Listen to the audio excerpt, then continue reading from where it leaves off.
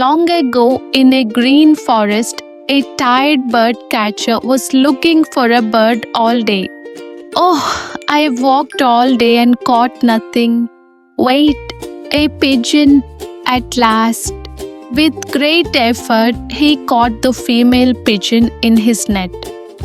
Suddenly, dark clouds covered the sky and heavy rain poured down. Pugh, I'm so cold and wet. I need shelter.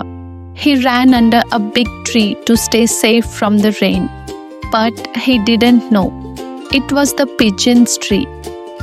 Oh no, my dear partner is caught in that cage. What shall I do? Don't worry about me. Look, the man is cold and hungry. He is our guest now. We must take care of him. Welcome, traveler. You are safe under our tree. Let me help you. A talking pigeon? You want to help me?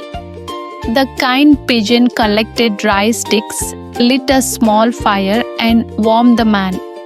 Ah, this fire feels so good. Thank you, little bird. But the pigeons had no food to give their guest. A guest should never go hungry, even if it cost my life. Forgive me, dear. I must do my duty. With courage, she jumped into the fire. No, my love, I cannot live without you.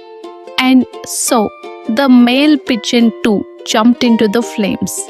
Oh no, what have I done? These birds showed me love. Even though I trapped them, I will never catch birds again.